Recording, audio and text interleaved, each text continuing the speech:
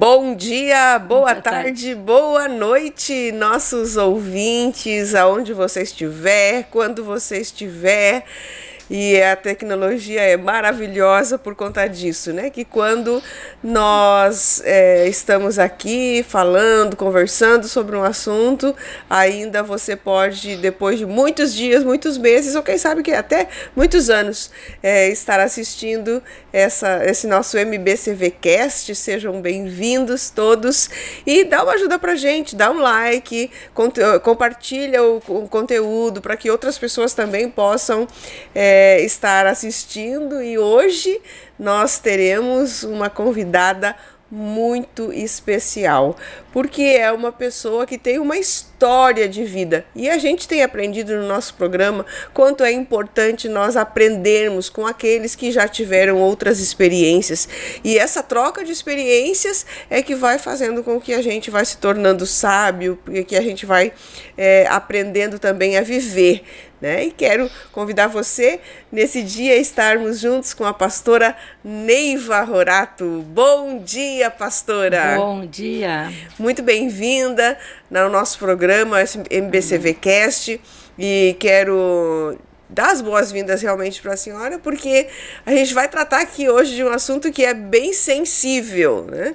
É sensível porque trata-se de experiências pessoais, não é verdade? E a pastora Neiva, ela recentemente, só deixa eu pegar aqui o livrinho, ela lançou esse livro, Forjada por Deus, né? E o melhor momento de ser forjado mesmo é por Deus. E eu li esse livro numa sentada só, gente. Recomendo demais para você também estar lendo esse livro. Ele está à disposição aqui na livraria da igreja, no MBCV Store. Então você tem aí muitos meios para conseguir adquirir o livro e também estar participando desse testemunho. Então vamos lá. Pastora Neiva. Então eu li o livro, né? Mas tem muita gente que não leu. Tá. Então, nós queremos falar um pouquinho quem é a pastora Neiva, como que a Neiva chegou a ser pastora? Como que eu cheguei a ser pastora? Bom, havia dentro de mim sempre um desejo de lidar com o povo, com as pessoas, de ajudar as pessoas. E na igreja que eu congregava, que era a Assembleia de Deus, eles não consagram pastoras, mas eu nunca me preocupei com esse PR. Eu sabia que eu era. Eu sabia que eu era e eu nunca me preocupei, e eu sabia que lá eu não ia ser consagrada, mas eu era. Sim. Até porque as pessoas até me chamavam de pastora, me chamavam de irmã Neiva, para mim tanto fazia. O importante é que eu amava liderar, eu amava me comunicar com o povo, amava ajudar o povo. Só que quando eu vim para o MBCV, o apóstolo, ele achou por bem me consagrar, porque ele disse, é só consagrar, porque isso ela já é, isso já está nela. Então, foi uma caminhada, não desejando ser pastora, mas ser o que eu sou. Na verdade, o pastorado, ou seja lá qual for a função que quiser colocar, ela é um reconhecimento de algo que está sendo feito, né, pastora Neiva? Para quem não sabe, né, pastora Neiva também, ela é irmã do apóstolo Neuci Rorato aqui, que é o presidente do MBCV. Então, pastora, não querendo ser sendo,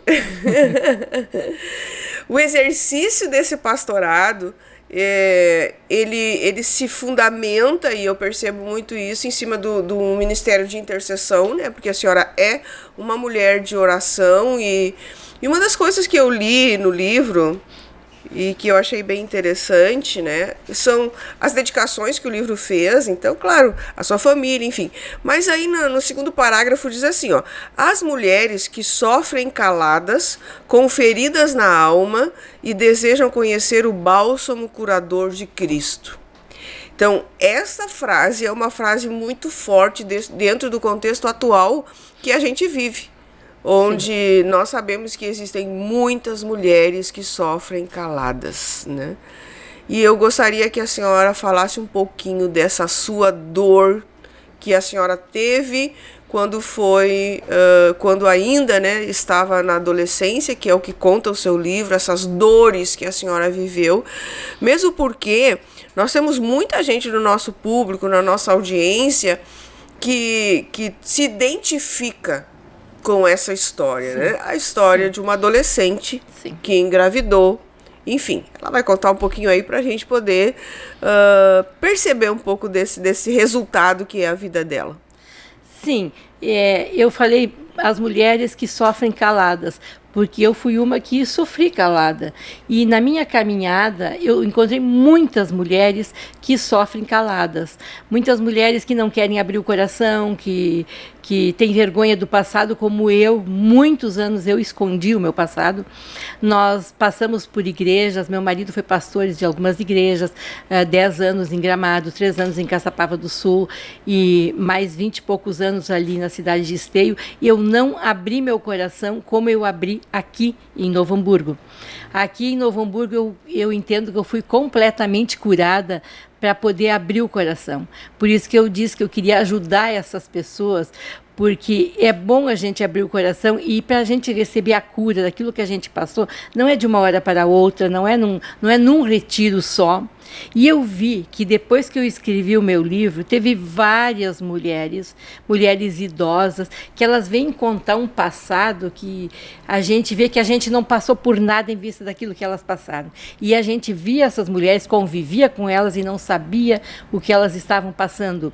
E elas abriram o coração porque elas viram que eu consegui abrir também o meu coração. De certa forma, pastora, é como se a senhora tivesse dado voz àquelas que ainda também estavam caladas. A senhora deu uma voz. Sejam curadas.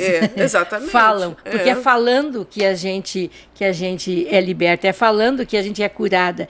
Eu negava, eu escondia o meu passado, porque eu tinha vergonha do meu passado. Mas o meu passado nunca me impediu de prosseguir. Sim. Porque tinha em mim sempre uma meta de vencer, de vencer. A gente foi criado assim, isso vem também da infância, vem de criação, que a gente tem que vencer. Uhum. Então a minha meta era vencer, só que eu escondia o meu passado.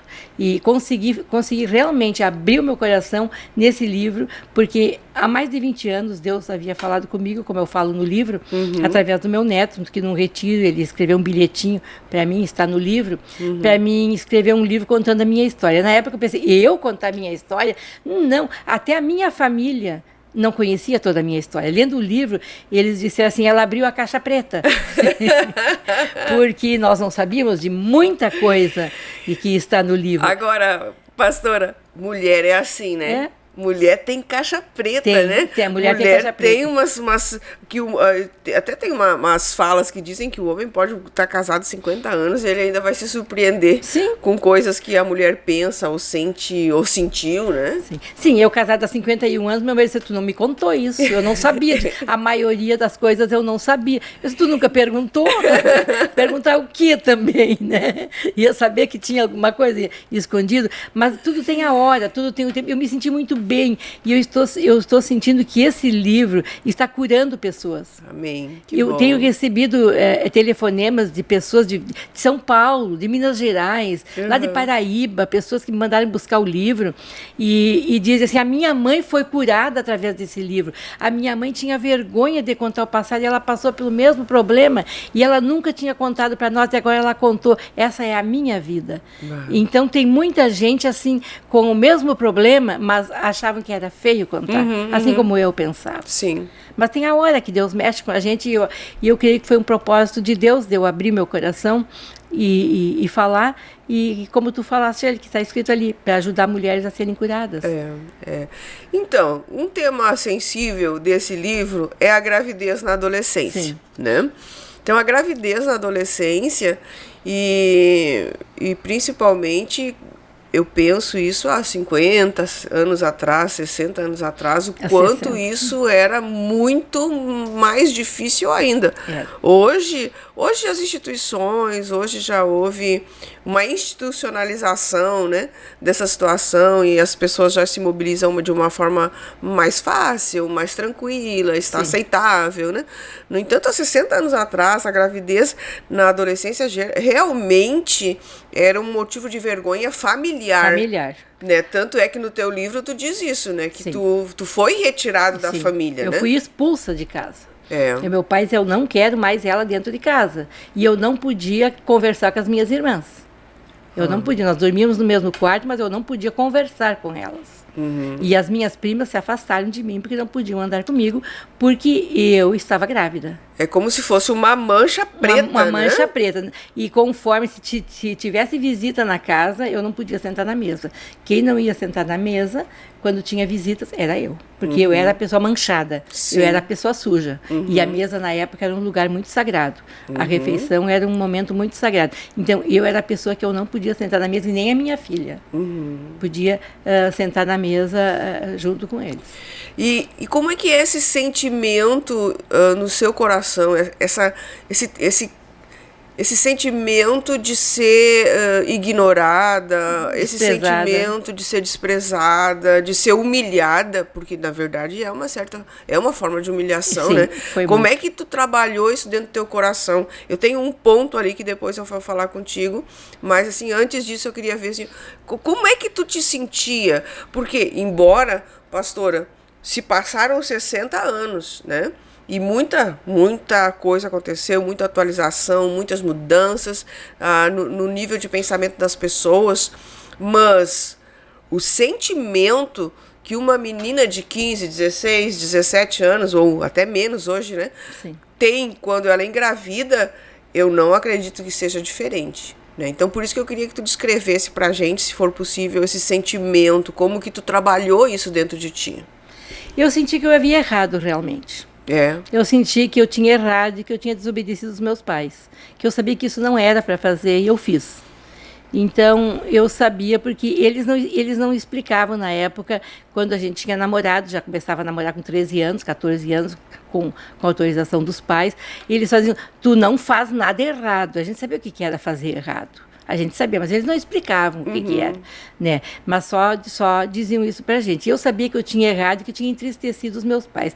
Então, eu sabia que eu estava pagando por algo que eu tinha feito errado. Eu não sentia que eles eram ruins para mim. Em nenhum momento eu senti que meu pai ou a minha mãe era ruim para mim. Eu senti que eu estava pagando por um erro que eu fiz. E eu tinha que fazer o possível para transformar isso em alegria. Mais cedo ou mais tarde, eu queria que eles se alegrassem comigo. E eu sempre pensava assim, eu vou passar por tudo que eu passei, mas eles ainda vão ter alegria comigo. E eles ainda vão reconhecer que eu tenho valor, porque eu perdi o valor. Eu perdi o valor. Eu era a pessoa que eu fazia todo o trabalho da casa, pessoa que sabia fazer todo o trabalho, a pessoa que... Até porque quando eu saí, eu me preocupava quem vai fazer o trabalho da casa, porque era eu que fazia tudo. Mas eles não se importavam com isso. Eles se viraram, né? Mas eu me preocupava. Então, eu tinha o meu valor dentro de casa, mas eles não olhavam para isso. Eu perdi o valor, totalmente eu perdi o valor. E o pai dizia para a mãe, se essa vagabunda aparecer dentro de casa... voltar aqui e bater na porta, vocês não deixam ela entrar. Meu Deus. Ela não pode entrar. E isso a minha mãe me disse depois, né? Mas eu sabia disso que eu não podia entrar. E olha a posição que a tua mãe ficou também, né? Não, a minha mãe, ela foi muito sábia. A minha mãe, mesmo sem estudo, ela foi muito sábia para contornar a situação. Sim. Porque quando o pai disse que não era para mim voltar para casa, naquela época não tinha telefone, não tinha como se comunicar. E eu fiquei um mês em Cerro Largo, trabalhando em Cerro Largo. Depois fui para Santa Rosa, estava grávida, já estava aparecendo a barriga. E eu não tinha como mandar carta, porque eu pensava, se eu mandar uma carta para a mãe, o pai que está sempre lá pela frente vai receber a carta e vai rasgar. Nem vai ler quando vai ver que é a minha letra. Vai rasgar. Então a mãe não vai ficar sabendo. Eu vou entristecer a mãe. Então a mãe passou uns 3 meses sem notícias minhas. Então para ela foi muito difícil isso, ela como mãe. Imagino. Né? E sem notícias, sem saber aonde eu estava. Porque a ideia do pai era... Eu com 16 anos, nunca tinha saído. Ele sabia que eu não conhecia nada, que eu não sabia para onde ir, eu não tinha uma direção. Então, ele pensava na cabeça dele, de um homem mundano, que eu tinha ido para um prostíbulo. Era isso que ele pensava. Então, na cabeça dele, eu tinha ido para lá, que era o lugar onde aceitavam. Sim. E uma menina nova, bonitinha, com 16 anos, é claro que era o lugar que iriam aceitar. Mas eu nem sabia que existia isso. Isso eu não sabia que existia. Eles sabiam, mas eu não sabia. E também não tinha ideia de ir para lá. Não sabia o que era isso também, né? E então, eu sentia, grávida, eu sentia que eu tinha errado. Mas que eu ia vencer. Que eu ia vencer. Eu acho que esse sentimento, né? Acho que é importante passar isso, que é um sentimento inicial, esse de derrota, de desvalorização. E parece assim que o mundo se abriu, desabou, porque eu era muito orgulhosa. Eu era muito orgulhosa, italiana, orgulhosa. Eu só queria ser patroa. E eu me criei com meus pais tendo empregados em casa, empregada em casa. E eu era muito mandona, muito determinada. E eu queria ser patroa. Eu nunca passava pela minha cabeça de eu ser empregada doméstica, de eu ter que fazer uma faxina numa casa. Em casa eu fazia. Depois eles foram perdendo o que tinham, então não tiveram mais ninguém para ajudar. Era nós mesmos que fazíamos o serviço. Quantos irmãos eram mesmo? Nós éramos em 13. 13, eu a mais velha. E então, tudo isso, aquele orgulho foi quebrando. Eu senti que eu não era mais aquilo que eu queria ser. Eu só sentia isso. Mas eu pensei, um dia eu vou ser. Eu pensava, um dia eu vou ser. Sim, tu nutria a esperança. Eu nutria a esperança. Um dia eu vou ser. Eu errei. Eles não têm culpa de me tratar assim, porque era costume da época. Sim. Se eles não me expulsassem de casa, os vizinhos não olhavam mais para ele, nem iriam cumprimentar eles.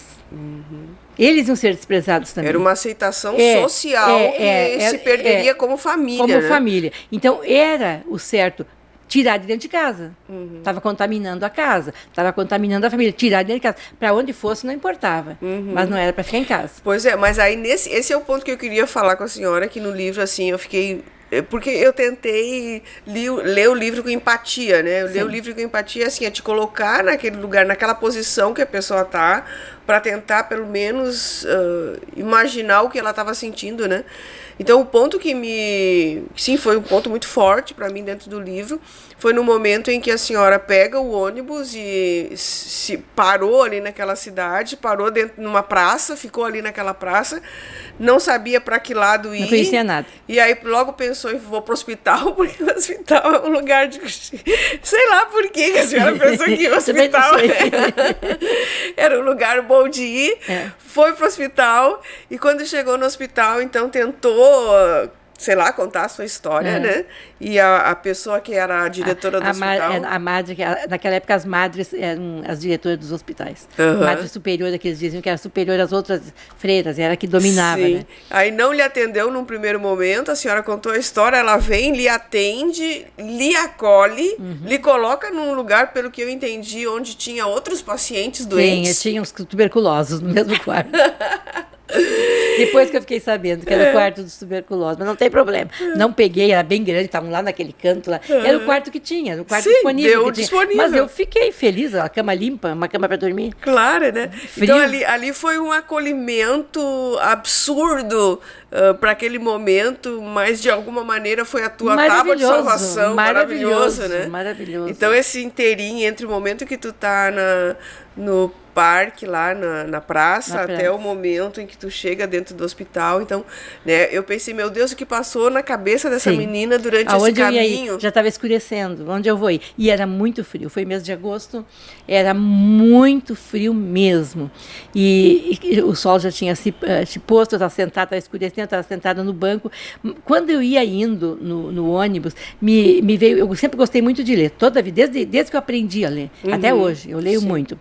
E eu gostava muito de ler, e eu li uma história de uma moça que engravidou e foi trabalhar num hospital e doou o filho e ficou trabalhando no hospital. Eu li, e aquela história me veio na mente. Um hospital, quando eu ia indo para Santa Rosa. Porque quando eu peguei o ônibus para ir para Santa Rosa, eu achei bonito o nome, Santa Rosa. Eu cheguei na rodoviária, 3 ônibus parados, né? 3 ônibus, São Borja, parece que era São Borja, Santa Rosa e Guarani das Missões. Ai, Santa Rosa, que nome bonito. Pensei. Vou para lá. Daí eu tinha recebido o pagamento de um mês de trabalho, mas eu não sabia. Naquela época não havia muito dinheiro. Sim. E meus pais, eles tinham mercado, já tinha fechado o mercado por causa da crise financeira, tinham fechado. Então, quando eu trabalhava no mercado, era armazém na época que diziam, né? Armazém, nós pouco lidávamos com dinheiro porque era tudo no caderno. Depois eles pagavam quando vendiam as plantas, né? E pagavam, mas aí era o pai que lidava. Então eu não sabia. Eu recebi meu pagamento, mas eu não sabia se o dinheiro que eu recebi do mês de trabalho, se dá para mim ir para Santa Rosa. Não tinha noção quantitativa do que tinha na mão. Não, eu desci, quando era do lado da rodoviária, era do lado da casa que eu trabalhei. E eu desci, olhei, tinha a rodoviária, ali a rodoviária, estava os ônibus, sentei ali para onde eu vou. Tinha sol, era umas 2 horas da tarde ou antes até.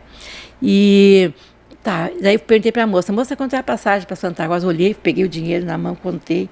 Vai sobrar dinheiro ainda. E aí, tá, me dá uma passagem. Daí fui, né? Quando eu fui, me lembrei disso aí. Sim. Me lembrei do hospital, vou procurar o hospital. Daí eu disse pro cobrador, me deixa eu descer numa parada perto do hospital. E daí ele disse, na entrada, ele disse, aqui fica mais perto do hospital. Daí eu desci. Eu desci e sentei na praça. Fui comer a banana, como eu disse, comprei umas bananas. Fui olhar ver se meu dinheiro dava para comprar umas bananas. Né? O dinheiro deu para comprar as bananas, sobrou ainda dinheiro. E aí o guarda que chegou ali, um policial chegou ali. E me orientou, era 10 quadras eu caminhei, 10 quadras, porque na época era tudo reto, assim, não era mais aquelas avenidas, né? E 10 quadras tu vai reto, depois tu dobra, tu vai enxergar o hospital. Daí cheguei lá, já era escuro, já estava bem escuro. Foi quando a madre não quis me atender, porque era sexta, mandou passar na segunda. Mas eu pensei, aonde eu vou ficar? Frio, né? Não conhecia nada. Mas foi Deus agindo, né? Deus estava no controle de tudo. Daí ela disse, eu vou te deixar aqui. E de fato me deixou. Na terça-feira eu já tinha lugar para mim. Tá, mas tu passou pela tua cabeça, pastora, dar o bebê? Não, nunca. Não? Não, nunca passou. Quando eu me lembrei daquela história dessa moça que foi trabalhar no hospital e deu o bebê e ficou trabalhando no hospital, eu pensei, mas eu vou no hospital, mas eu não vou doar meu bebê. Tá. Eu já pensei, eu não vou doar meu bebê. E depois, eu estava com 5, 6 meses, que apareceu uma família de Porto Alegre, com certeza encaminhado pelo próprio hospital, né? Sim. Com certeza. Eu acho que naquela época isso era uma coisa era mais normal, comum. era comum. Não tinha como é hoje. Não. Todo esse processo de adoção burocrático que Se eu nós engravidava temos, e eu queria dar meu bebê, vinha quem quisesse, pegava e eu dava e não levava. Não tinha nada disso.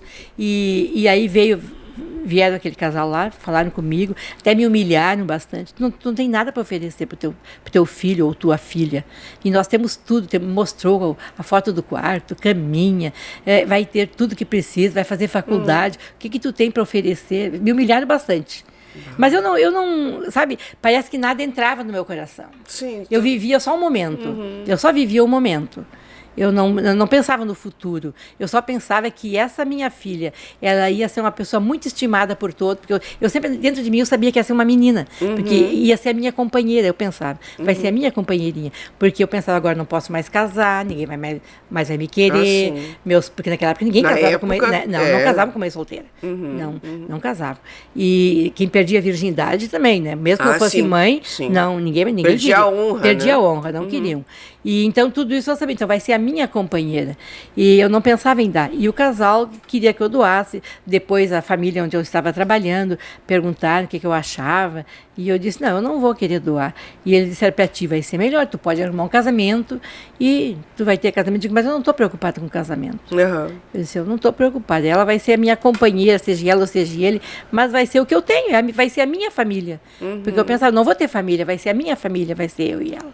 Então eu pensava assim, então eu estar grávida, a gente não tinha aqueles pensamentos que tem hoje, o que pode acontecer, isso, aquilo, não tinha. Era o dia, mais um dia eu vivi.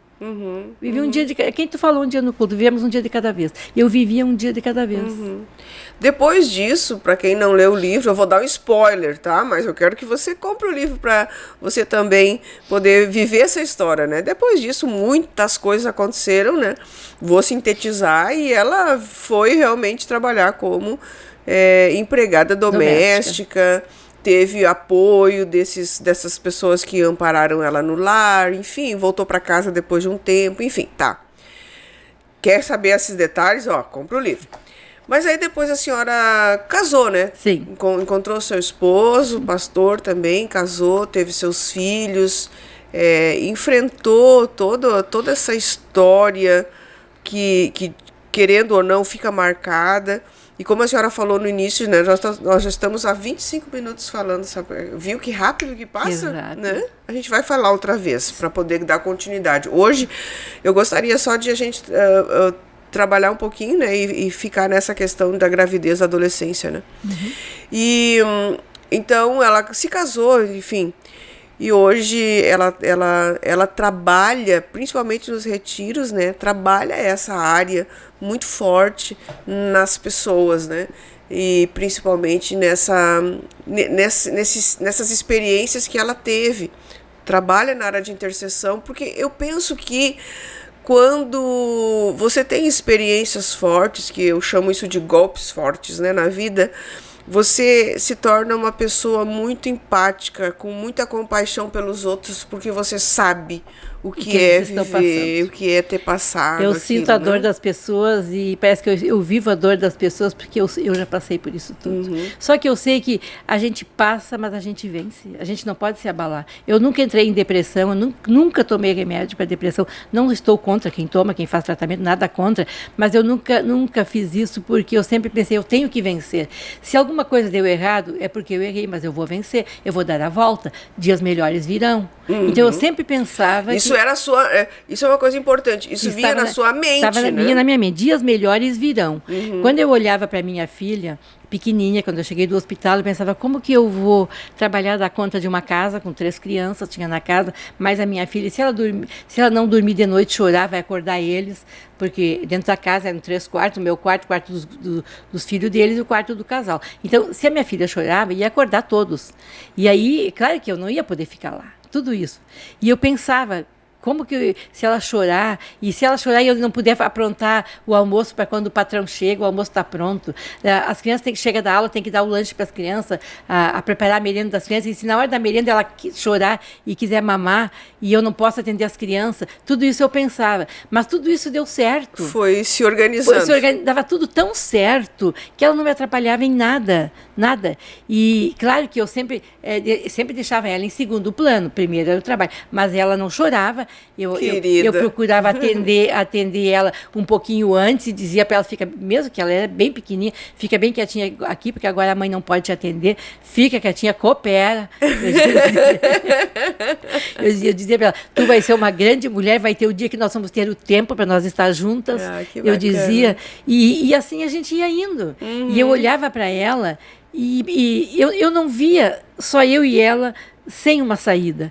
Eu via que que Deus tinha algo muito grande para nós. Mesmo que eu era católica na época. E mesmo fui desprezada pela Igreja Católica, depois que eu voltei. Mas eu me sentia rejeitada até pela Igreja Católica. Não, tu imagina, se naquela época a família expulsava, imagina a religião. Sim, né? Todos. Mas eu olhava para ela e eu dizia para ela, as pessoas vão nos amar e nós vamos ser alguém ainda. Deus vai nos ajudar e nós vamos ser alguém. Então eu olhava, não para o momento, mas eu olhava o que poderia ser. Então algo dentro de mim parecia que fluía algo lindo dentro de mim, entre eu e ela. Era aquilo que me dava força, aquilo que me dava impulso, né? De fazer, de continuar, de atender, de não ver tristeza. Me lembro um dia eu estava servindo o almoço e ela caiu e eu não sabia se eu servia o almoço ou se eu ia juntar ela. Ai. E eu fiquei assim, não me lembro o que eu fiz.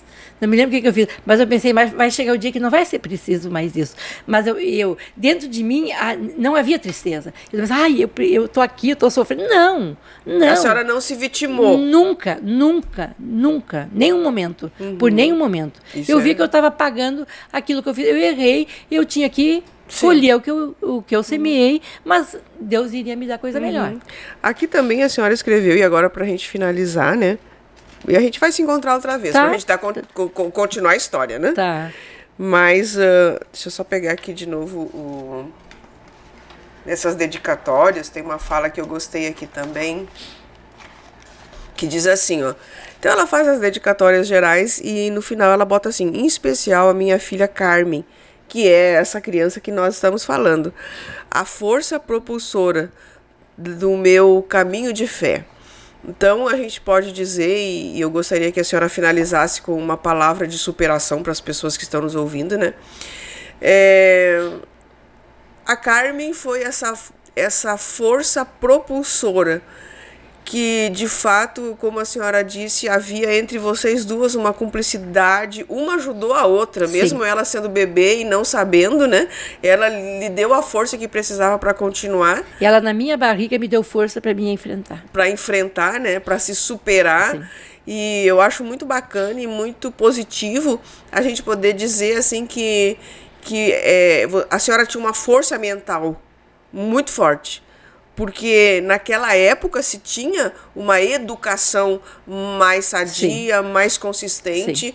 Hoje, quando acontecem alguns fatos hoje com essas adolescentes, essas juniores, elas não têm estrutura emocional. Não tem. Elas começam a se vitimar, se cortar, enfim. Né? Então, veja quanto foi importante, quanto era importante a educação familiar, mesmo que enganada, né? Mesmo que equivocada em algumas decisões, mas essa consistência de se ter família, né? Isso é muito importante, né? E antes que a senhora dê a sua fala final de superação, né? Eu acho que já que a gente já desnudou, né, tantas coisas através desse livro, a Carmen faleceu agora no ano que passou, né? Mês de março, de abril de 2021. 21, né? Sim. A Carmen foi para o encontro do Senhor. E por isso que eu acho muito relevante a gente falar sobre isso, né? Porque ela foi a mola propulsora que manteve a pastora Neiva até hoje e que manterá até o Senhor lhe chamar, né? Verdade. Mas que, de fato, o Senhor, num determinado tempo, o tempo que Ele quis, chamou ela para junto de si. Então, pastora, nossa admiração pelo seu trabalho, pela sua dedicação, pela sua coragem, pela sua força, pela sua capacidade de superação, né? É um privilégio. Amém. Poder estar junto com a senhora. Amém. Vamos falar em outro momento sobre algumas partes também importantes aqui do livro que a gente não falou, né? Mas vamos deixar o pessoal comprar e ler, né? Para também acompanhar melhor. E eu gostaria que a senhora encerrasse nosso momento, então, com uma palavra para essas meninas que estão aí. Essas dificuldades vêm e para cada um vem de uma maneira, mas eu penso que a gente não pode desanimar. Vem as dificuldades, mas a gente tem que pensar no amanhã, não é hoje. A dificuldade de hoje vai passar. A dificuldade é hoje, amanhã é outro dia. E então, quando vem esses problemas, quando eu me senti grávida, eu vi que não tinha saída para mim. Mas eu pensei, eu vou vencer. Está em nós vencer. E eu fico feliz porque eu consegui vencer. E hoje, ainda comentando, alguém disse assim para mim, a tua vida foi uma vida de sofrimento. Eu digo, não, a minha vida não foi de sofrimento, foi de muita alegria. Foi de muita alegria, porque Deus permitiu que eu passasse por tudo isso, mas foi para fazer de mim aquilo que Ele queria. E pessoas foram abençoadas através da minha vida. Então, se eu passei, se eu venci, tem pessoas que estão vendo, que se espelharam em mim e venceram. Então, isso já é uma grande coisa. Eu acho que é muito importante eu poder dizer para as pessoas que eu venci, tu vai vencer também. É só tu não desanimar, não baixar a cabeça, não pensar que o mundo acabou. Não, o mundo não acabou. Quando eu estava sem saída, sem ter para onde ir, mas eu pensava, por essa criança que está dentro de mim, eu vou vencer. É por ela. Eu tinha 16 anos, mas eu pensava assim, eu não tenho mais esperança de nada. A vida para mim acabou, mas para ela está começando. Uhum. Então, isso me levava a pensar que para ela estava começando. Então, eu tinha que ajudar ela a começar a vida. Então, cada um tem uma maneira. Se para ti a vida parece que está acabando, mas alguém precisa de ti. Alguém vai precisar de ti, tu vai ser útil para alguém. Então, enfrenta, não corte os pulsos, não desanima, não chora a noite toda. Para que chorar? Não resolve nada chorar. Claro que às vezes é bom derramar as lágrimas, no outro dia se alegrar e continuar. Eu era assim, eu sabia que no outro dia eu tinha que trabalhar, eu estava grávida. Se eu chorasse a noite toda, como é que eu ia trabalhar no outro dia? Eu tinha que trabalhar, então eu vou dormir porque eu preciso trabalhar, porque eu preciso ter o meu dinheiro, porque eu vou ter um filho e a vida continuou. E eu me sinto realizada com a minha vida. Eu posso dizer que eu me sinto realizada com tudo o que aconteceu na minha vida. Em tudo Deus tem um propósito. E todos os que passam por dificuldades sabem que depois que passou, foi bom. Foi bom porque em tudo que a gente passa, a gente aprende. Na nossa caminhada, as horas difíceis, a gente aprende. né? Nada fica marcado como tristeza, como mágoa, nada. Em tudo a gente aprende. A minha filha foi a pessoa que Deus colocou na minha vida. Quando eu estava escrevendo o livro não estava, ele estava pronto para ser impresso, mas ela não chegou a ler o livro, não estava completo o livro para ela ler. Ela não chegou, ela que foi a causa do livro, foi a causa de toda a minha caminhada, da minha vida, mas ela não chegou a ler o livro. E essa foi a minha dor, quando ela partiu, dela não chegar a ler o livro. Ela leu partes, ela viu partes do meu livro, mas todo o livro ela não chegou a ver. Então eu entendo que tudo que eu passei, Deus permitiu até eu escrever o livro. Escrevi o livro, Deus disse assim, agora ela é minha. Agora ela é minha. Eu dei para ti, eu dei porque eu precisava fazer isso na tua vida para te ser aquilo que eu queria. Claro que a gente nunca faz tudo que Deus quer. A gente sempre tem as nossas falhas, as nossas fraquezas, falta de entendimento, mas eu sei que Deus colocou ela na minha vida para que eu fosse quebrada por Ele e entrasse no propósito dEle. E quando eu entrei, que eu escrevi o livro, que mesmo depois que eu partir, depois que eu não estiver mais aqui na Terra, o livro vai continuar falando, né? Então Deus disse, eu deixei ela até o livro estar pronto. Agora ela é minha. Não foi fácil, eu acho que entre toda a minha caminhada, foi as horas mais difíceis, foram essas. Imagino. Foi a mais difícil. Porque eu pensava assim, eu ajudei, não que eu queria cobrar, mas ela foi a minha companheira. E agora, na minha velhice, ela vai cuidar de mim, e era todo o nosso propósito, todos os nossos planos, morar junto, morar perto, ela já era minha motorista para certos lugares que eu ia, e então ela fazia parte de toda a minha vida. Então eu estava muito segura nela. Eu estava segura nela, eu dependia dela. E, de repente, o Senhor recolheu. E parece que foi cortado tudo. Parece que eu fiquei... Porque era ela que fazia. Eu tenho outros filhos que podem fazer também. Claro. Mas era ela que fazia isso. E eu me segurava nela. E aí Deus me mostrou que a gente não deve depender das pessoas. Mesmo porque depender dele. Havia um vínculo muito forte entre vocês. Vínculo, sempre foi assim. Sim. Sempre foi assim. E ela sempre cuidou de mim, mesmo quando eu era mais nova, mas mãe, tu precisa disso, mãe, tu tem que isso, mãe, aquilo. Ela sempre cuidou. E eu pensava, na minha velhice eu vou estar tranquila, né? Tranquila. Parece que nem estava dependendo de Deus, né? Estava dependendo dela, ela vai cuidar de mim. E ela cuidava mesmo, né? E Deus disse, não, quem vai cuidar de ti sou eu. Mas que bom. Então, nossa audiência, eu espero que vocês tenham gostado desse lindo testemunho da pastora Neiva. E vamos continuar nossa conversa em outro momento.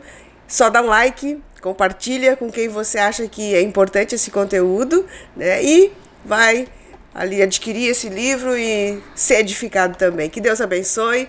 Um beijo para todos. Tchau, tchau.